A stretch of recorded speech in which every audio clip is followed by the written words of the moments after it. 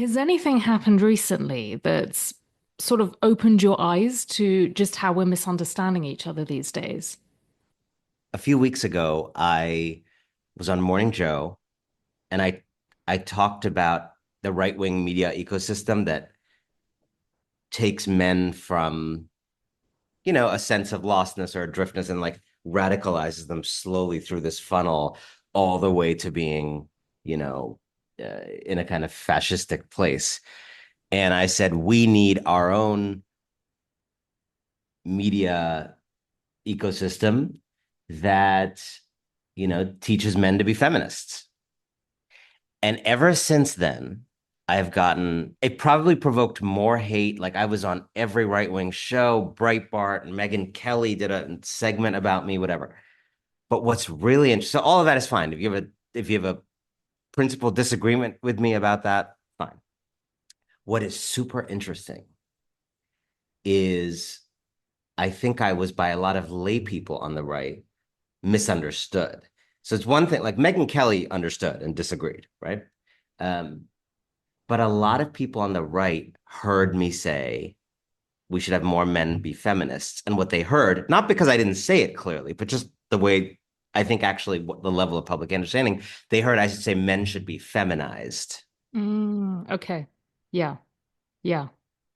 And I've started to get like this barrage of hate mail hmm around like men will never be feminized. You're not going to feminize us. But it was kind of this window into what the deeper anxiety is. Yeah. Yeah. And the way these things probably intersect with the trans issue and this and that there's actually this fear not of becoming a feminist, but of being feminized. And I realized that I was like, I'd accidentally tickled the underbelly of this fear that Yeah. I didn't quite realize was so big. Yeah. That is very interesting because having done I did a show for 3 years about gender issues and stuff. So something we used to talk about a lot after Me Too was male feminists. I put that in quote marks. So basically, men who would talk about feminism a lot rather than actually being a feminist. So rather than like, I'm a boss and I'm gonna, promote women or give this new mom time off and not give her a hard time. Like that's how to be a feminist. But guys who talk about it a lot, find a lot of women we're like really like wary of it because those are all the ones that you find out, oh, he assaulted his ex-girlfriend or Yeah, where like, it's like a cover. yeah, exactly. But I'm wondering, are you when you talked about sort of right-wing media and stuff, are you talking about like a Joe Rogan type? Yeah, Okay, because I find Rogan quite fascinating because he's come to be seen as, I mean, he had Trump and Vance on, and he's come to be seen as this right-wing guy. Um, but Rogan was like a Bernie bro. He was like totally. I mean, massively I think into his him. ideology is more outsider versus insider, which Yeah, is always fascinating when someone makes $150 million or whatever it is on yeah, their yeah, Spotify deal that they feel like an outsider. But, it's this whole larger phenomenon right now. These like people who are very rich yeah, feeling like they are at war with the cultural elite yeah, and not and being in maybe in denial about the fact that they are the cultural elite. I mean, Donald yeah. Trump is at war with the cultural elite, but like he had a TV show called Celebrity Apprentice and has been in the media for, but I was talking about like I don't think he is a right-wing ideologue in his core. I think he's like this outsider ideologue, but the show has created this space for men to feel through dislocation, like a modern like male persecution complex, feel through these things. And maybe there's some vitamin supplements because you feel, insecure. And maybe there's some talk about like diet stuff to and maybe there's some like light women hating to explain your like failures in the dating market.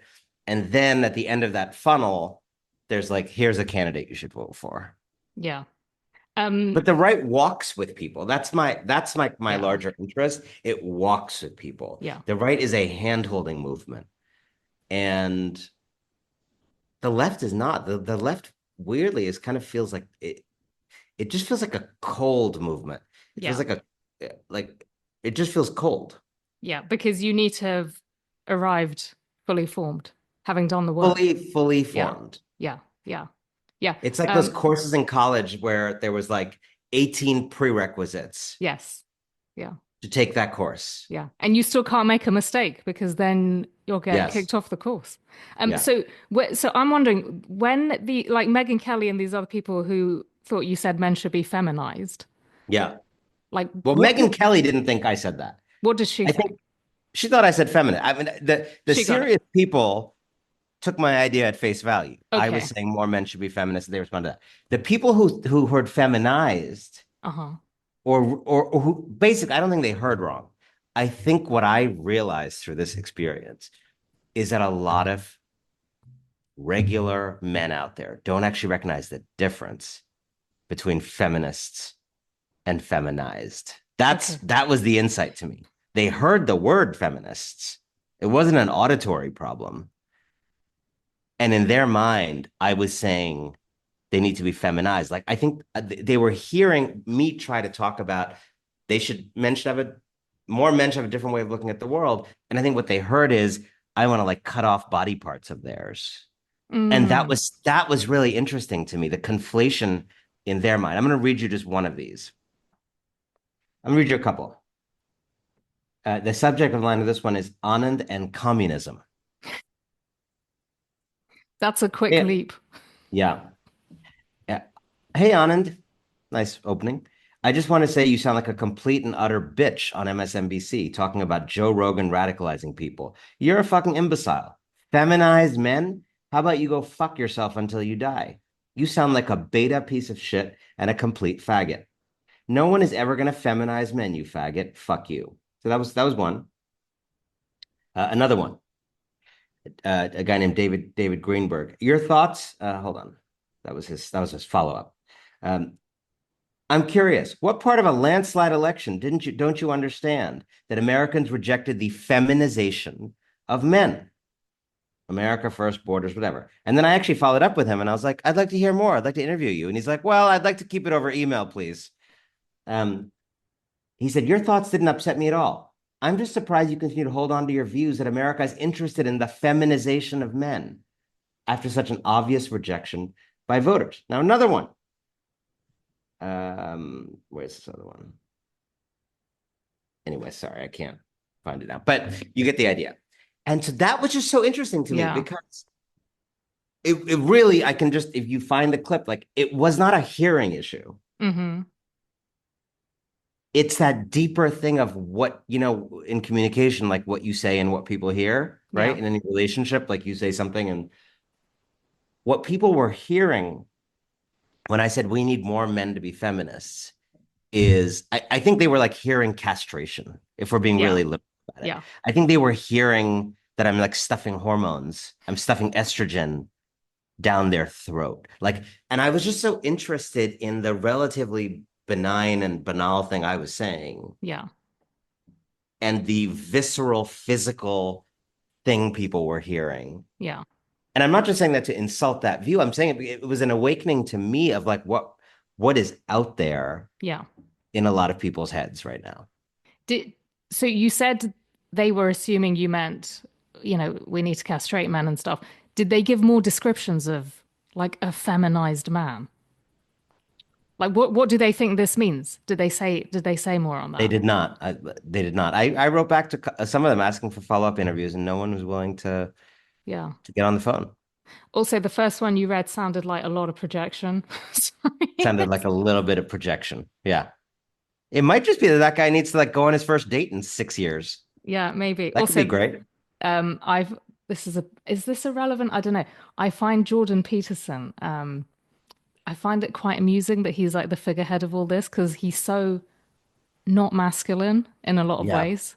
Yeah. The leather lapels on his suit are not traditional masculinity. They're very neo in a way. I mean, the I don't know if you know the menswear guy, Derek Guy, but Derek Yes, Guy has a field day with with Jordan him. Peterson's clothing. Yeah.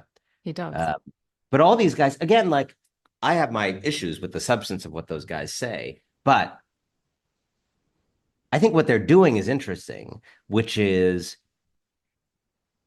if I were to step back from their views and look at like what the mechanics of what they're doing, I think they are doing something that organizers on the left talk about a lot, which is meeting people where they are, Yeah. which is frequently not a very politicized place, Yeah. right?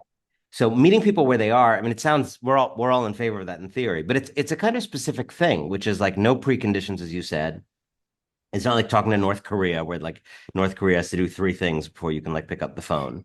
Um, they just meet people where they are. If you're like a Yeah. slightly annoyed guy about this, slightly annoyed about that, like, and then there's a self-confidence in on the right in general, in these kind of manosphere. There's a self-confidence around like we'll meet you where you are, and we're self-confident that we have the stuff Hmm. to get you into a kind of deeper and more aligned worldview in our spaces, right?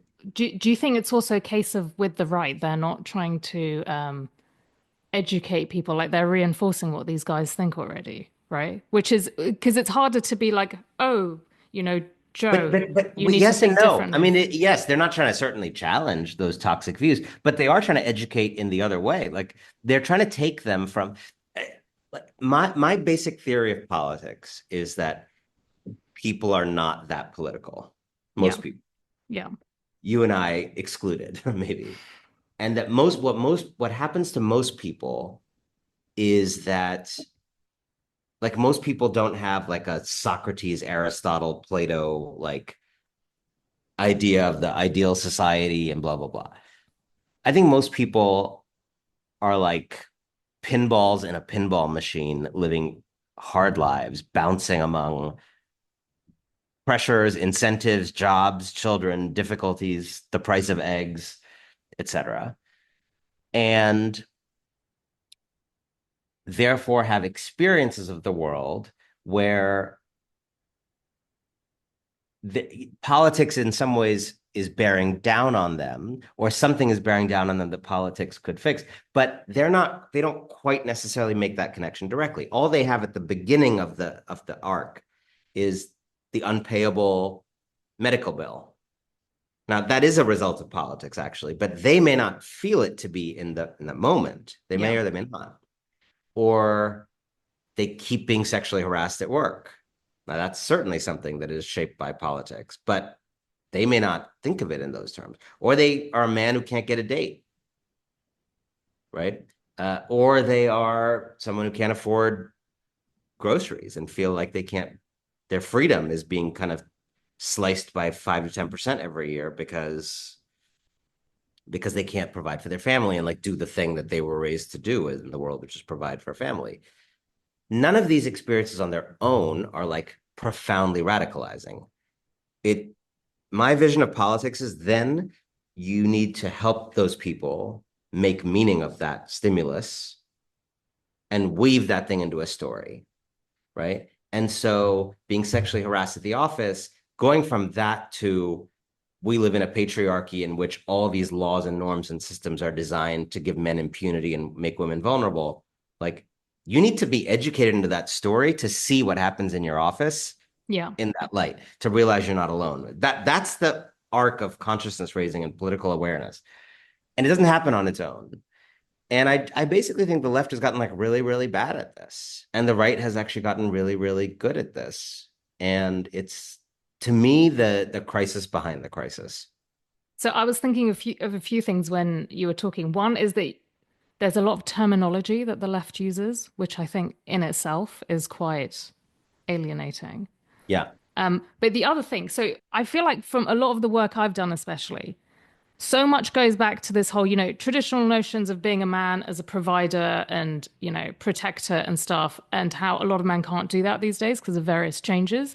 And I wonder if like the messages men get is that those things are wrong rather than no, those things are also really good. Because I think most women will say that we actually not that, we expect men to pay for everything, but we like men to, stick up for us, look out for their families, have a sense of duty and responsibility and stuff.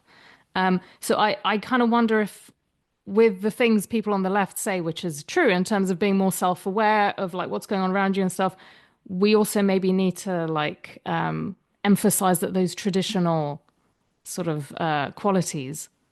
are actually super relevant right now, because what you're talking about harassment and stuff, like, yeah, a kind of traditional protector man, you would speak up and say, bro, why are you saying this? Or why are you acting like this? Or go and talk to your buddy. Do you know what I mean? So it's kind of like, I deeply know what you mean. I think that's so, you just have me really thinking because I think to step back, one of the things you're getting at is something I think about a lot, which is that I think in the effort and the well-meaning effort to reform a lot of things about society, in gender politics, in capitalism and the economy, in racial politics, etc. Well-meaning efforts the left has taken to fix big, hard, scary things in those areas and others. I think there has been an unintended consequence, maybe intended in some people's case, of conveying disrespect to people for how they have lived, for the way they have spent their time in life. So let's go like each by each, right? So yes, in the effort to fight for a gender equal world, which is the right goal and the right project, and the left deserves credit for being on the right side of that issue. Is it possible, if you're not very deft at it, to do what you just said, to make men feel like the kind of life they've aspired to create or whatever is dumb, is stupid, is foolish, no one cares about it? Yeah, if you're not sophisticated at it, like this, all this stuff is like tightrope walking. yeah, If you're not good at it, like the B plus version of fighting for gender equality is like accidentally insulting a lot of men about like efforts they've made to be good people. yeah, Okay, now go down the list. Climate. Again, it is absolutely the right issue. yeah. It is absolutely the right goal. Is it possible if you're working at a B plus or a B minus level of communication instead of an A plus? Is it possible to make everybody who's ever worked in oil and gas, everybody who's ever eaten beef, everybody who's ever driven a car, to make them all feel like they're bad people and they're not part of the future? Yeah. If you're not like great at what you're doing Yeah. while fighting for the right thing, you might offend all of those people. In talking about making America a multiracial democracy where everybody's treated equally and has equal dignity, and we live up to the promises of the founding documents. If you're awesome at it, great. But if you're at a kind of B plus level of communication and connection and organizing, or worse, is it possible that you'll also incidentally make millions and millions of white people feel like they're bad people or they're being insulted or there's something wrong with them? Yeah. Like it's just literally a lack of skill. And, you know, go on and on and on. Capitalism. I say this all the time. I had a great conversation with Ro Khanna for the Inc. Congressman from California a couple of years ago now. And also Nina Turner, super progressive, kind of Bernie Sanders world person, former state senator from Ohio, who really fights for very marginalized voices for poor people, comes from a very poor district in Cleveland. And they both said in different ways, in our effort to talk about reigning in capitalism, we sometimes sound to people like we just like disrespect a shopkeeper who wants to go Hmm. from one shop to three. Yeah. Yeah. And we sound like we disrespect aspiration, Yeah. right? Yeah. I've never said this out. Like I do think this is a big, big problem behind these other problems, that somehow the righteous fights, we end up like we're trying to attack the system, but we end up leaving lots of people feeling insulted and disrespected. Well, you say righteous fight, right? That's because these people, they do sound righteous. So I think, there's this whole conversation about like people on the right talk about like these coastal elites. But I think that's correct because what you're talking about, the tone and the sort of like, you need to get this or go away, do the work, I don't want to talk to you, that is snobby, right? So I think people on the right What aren't is the wrong. work, by the way? The I work keep hearing about it. and the work. I would love Um, to do it, but I don't even know what it is. It's the wonderfully vague thing that you Yeah, the use to work. to It sounds close like we down should do the work. conversations. Yeah. But no, but I think people on the right are correct to say that progressives are snobby elites. Because you talked about the righteous fight, but these people do sound righteous with how they approach people. And I think there should be a way. I Which think there Bernie should be a doesn't, way by the of going way. after billionaire. Say it again? Bernie doesn't. And I think that's why Bernie and AOC, I think that's why people like that do quite well. I mean, like It's so Rogan interesting you say loves that. AOC and Bernie and everyone because they don't sound like snobs.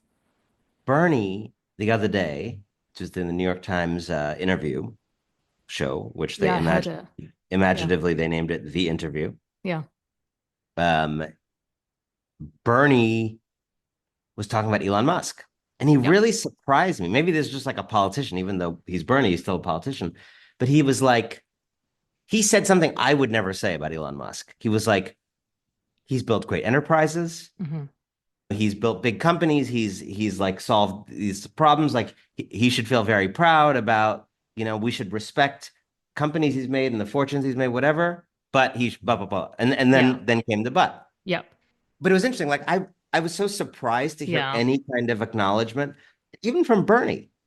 So I think there's a little clue there that again, Elon Musk is not someone I want to figure out how to praise, but I think we haven't been good at A, separating systems from people, Yeah. not making people feel blamed. Um, and and B, just like being able to not seem anti-aspiration, anti like hustle, I think you can be for uh, a fairer society and not make people feel like you sneer at them Yeah. for, you know, wanting things. Yeah.